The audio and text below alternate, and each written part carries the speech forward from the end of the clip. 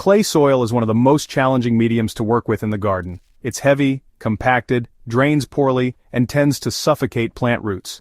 But there's good news. If you've been struggling to turn stubborn clay into fertile, workable earth, the solution may already be in your backyard compost bin or tucked in a bag of alfalfa pellets. Gardeners often wonder which one works better, compost or alfalfa.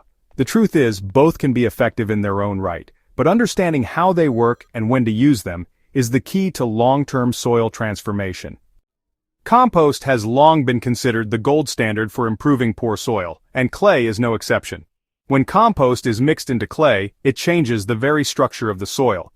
Instead of dense, sticky lumps, the addition of decomposed organic matter helps coat the clay particles, preventing them from binding tightly together. This change increases pore space, which in turn boosts both drainage and aeration, two things clay soil desperately lacks.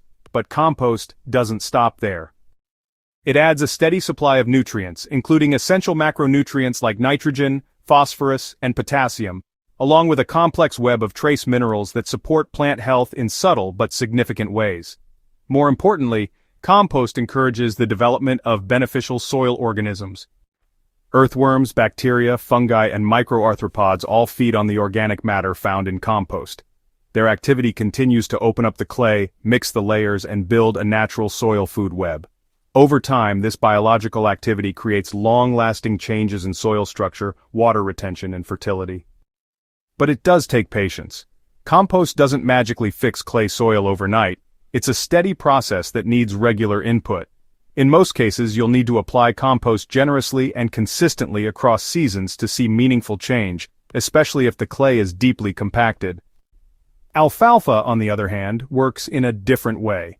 Known primarily as a nitrogen-rich feed for animals, alfalfa can also be a powerful soil conditioner when applied correctly. It's especially useful in its pellet form, which is easy to spread and integrate into garden beds. When alfalfa decomposes, it releases nitrogen, potassium, and a naturally occurring plant hormone called triacontanol, which stimulates root growth and microbial activity. This means that when you incorporate alfalfa into clay soil, you're not just feeding the soil, you're waking it up. The heat generated by its decomposition helps kickstart microbial life, while its fibrous roots, if grown as a cover crop, physically break apart compacted layers. Alfalfa is fast-acting, and that's where it really shines. If you need a quick boost for your soil or want to jumpstart microbial activity before planting, a layer of alfalfa tilled into the upper layer of soil can deliver impressive results. However, this speed comes with caution. Fresh alfalfa can become hot as it breaks down, meaning it releases heat that can damage tender seedlings if not managed carefully. That's why it's best to let alfalfa compost slightly, or mix it with other brown materials before direct use, especially if you're planting immediately after application. In terms of longevity, alfalfa tends to fade more quickly than compost. Its nutrient profile is front-loaded, great for a burst of early growth but not ideal for sustained soil improvement. This makes it an excellent supplement but not a replacement for compost. Where compost slowly and steadily improves the overall makeup of your soil, alfalfa gives it a jolt, a useful tool in the gardener's toolkit, but not the only tool worth using. The real magic happens when you combine both. Using compost as your foundational amendment provides structure, fertility, and microbial stability, while adding alfalfa, either in pellet form or as part of a composting mix, can enhance microbial heat and nitrogen availability. This 1-2 punch brings both short-term and long-term results. Over a few growing seasons, you'll see your sticky clay soil become looser, darker, and more productive. For gardeners dealing with severe compaction or drainage issues, timing and technique matter just as much as materials. Always work your soil when it's just moist, not too wet, not too dry. Trying to break apart clay when it's saturated only creates worse compaction. If you want to speed up drainage improvement, consider adding gypsum alongside compost. Gypsum helps disperse the tightly packed clay particles, opening channels for water and air. It's a complement, not a fix-all, but in certain regions, it can be a game-changer. Another long-term strategy is to plant deep-rooted cover crops like daikon radish, alfalfa, or crimson clover after applying compost.